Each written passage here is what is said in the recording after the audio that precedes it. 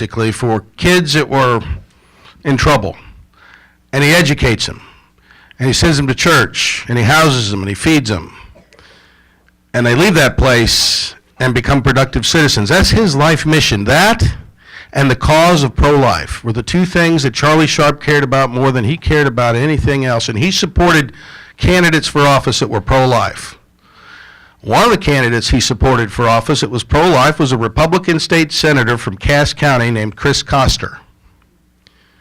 In 2007, Chris Koster called Charlie Sharp, and he said, "Mr. Sharp, I'm thinking about running for Attorney General, and would you give me $10,000? And Charlie Sharp says, "Well, you're going to protect life." And he said, "Yes, sir, I am." He hung up the phone. 3 days later, Chris Koster changed his position on abortion, changed his political party, and has gone on to become the most corrupt attorney general we have seen in the history of this state. That's right. He makes the Clintons look like little leaguers when it comes to pay to play. Yeah.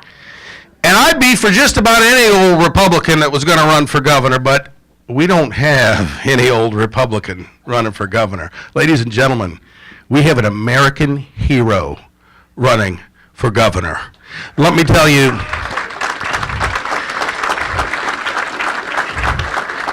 and for Chris Koster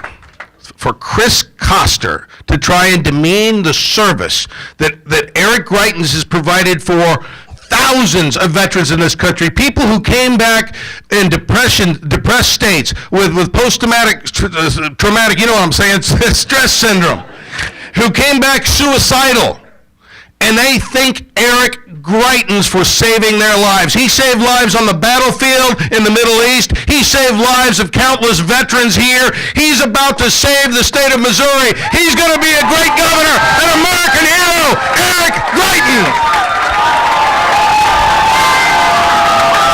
All right, guys. All right. All right.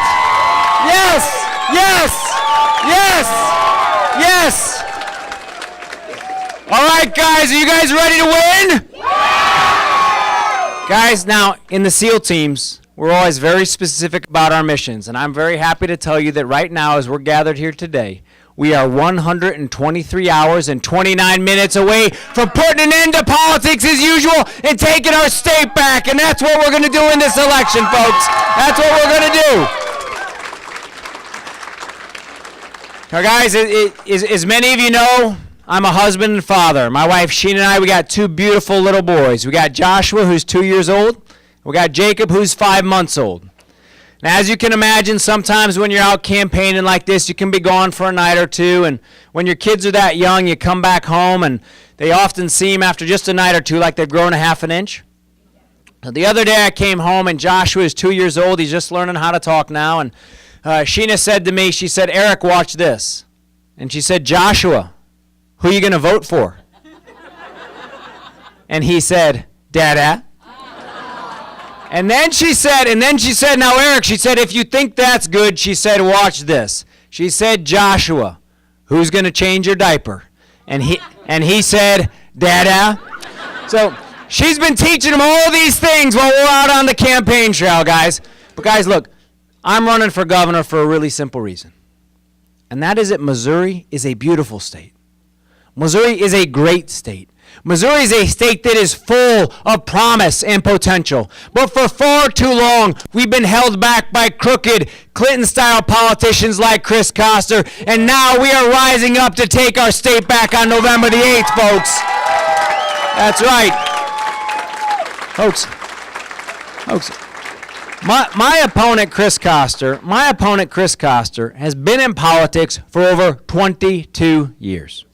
And recently, the New York Times, which some of you might know is not exactly a conservative newspaper, right?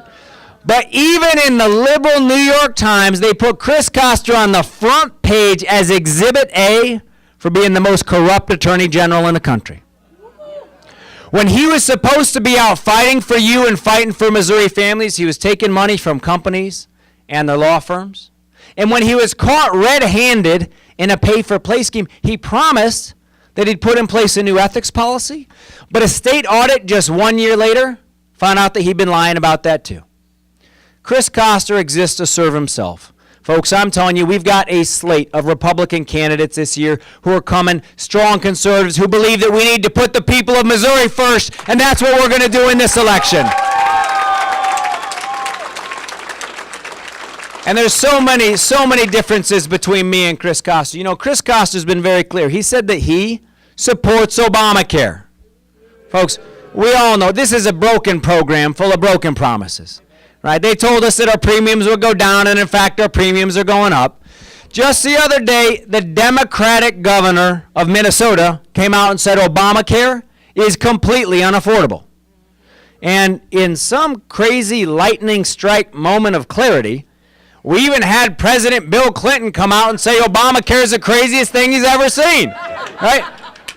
But even with all of that, my opponent has said not only does he support Obamacare, he said that he wants more Obamacare.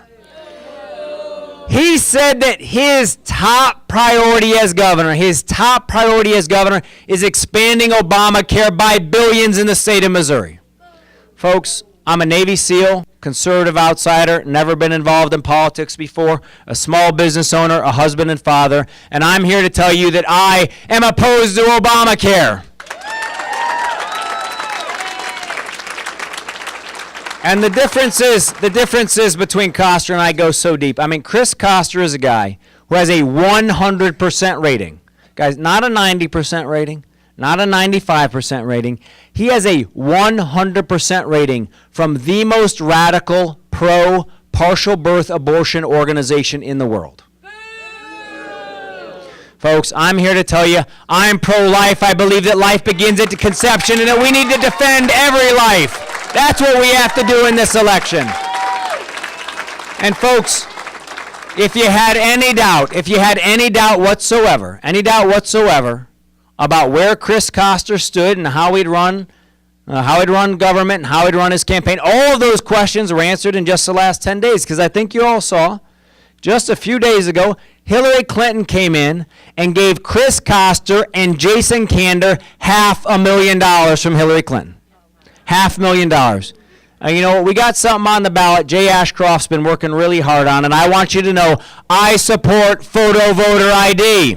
I support photo voter ID. But what's crazy is that Chris Koster used to say that he also supported photo voter ID. But then Hillary Clinton comes in, gives him $500,000, and then 48 hours later, he flips his position and says, nope, now I agree with Hillary and I'm opposed to it. Folks, Chris Koster is a guy who has embraced all of Hillary Clinton's big government liberal agenda, and you know what? That's the wrong agenda for the people of the state of Missouri. And this is a guy, Chris Koster's a guy who's our state's attorney general. He's our state's chief law enforcement officer. Now, I'll say to you this, I'm excited about having Josh Hawley be our next attorney general instead of Chris Koster, right? But Chris Koster's our state's chief law enforcement officer. And you know what, folks? He failed all of us at Ferguson. He failed all of us at Ferguson. I'm telling you, I went out to Ferguson myself. And the great tragedy of Ferguson was that if we'd had a leader who'd shown up with any kind of command presence and courage and calm and clarity, we could have had peace by the second night. But Chris Koster failed us. He failed to show up. And you know what? When he finally showed up, all he was thinking about was himself and politics. Because before he knew any facts about what was going on, he came in and one of the first things that he said was, can we fire this police officer, Darren Wilson? Folks, our law enforcement officers, they show up to do a difficult and a dangerous job every night, and they deserve to have a leader who respects what it means to put on body armor and wear a sidearm. That's what they deserve. Folks, They deserve to have a leader who respects what it means to say goodnight to your family and step into the dark and do dangerous work. And this is all of our jobs. This is all of our jobs. I will lead this as governor, but all of us together, we must stand up and say that we will always have the backs of those who are always on call for us. That's what we have to do for our law enforcement officers and our first responders. And folks, my boxing coach used to always say to me, and to all the guys who he trained, he'd say, if you want different, do different. And the message was, if you want a different result from your life, then you better take different action. Yes. Well, the fact is, if we want a different result from our government, we are going to have to step up and take action. And the fact is, we have so much at stake in this election. And we have to beat Hillary Clinton, and we got to beat Jason Kander and send Roy Blunt back to the United States Senate. We got to beat Chris Koster. We got to beat Russ Carnahan. But here's the thing, folks. You know, in the SEAL teams, we always talked about envisioning success. You'd envision your mission. You'd also envision everything that might go wrong, and you'd think about how you'd react to it. Okay? Here's a fact, folks. All of these elections might be close. And what I need you to envision is what happens next Wednesday morning. Because next Wednesday morning, every single one of you that's here is going to wake up. And every single one of you that's here is going to look at your family members. You're going to look at your kids and at your grandkids. And you're going to have to tell them what you did over the course of this past week. And folks, don't let yourself look at them and say, you know what, I left it to the special interest insiders. I left it to the liberal media. Right? Don't let yourself say that if we lose by 10 votes. But if we win by 10 votes, I want you to be able to turn to your kids and your grandkids and your family members and your friends and say that together we rose up and we went out and we won every vote. And we talked to our neighbors and we talked to folks in church, in the neighborhood, in schools, at baseball practices. And we asked everybody to stand up. Let them know how important this election is. Will you stand up with me and do this together? We can win all of the statewide offices. Let's do this together, folks. God bless you and thank you very much. Let's do this. Thank you.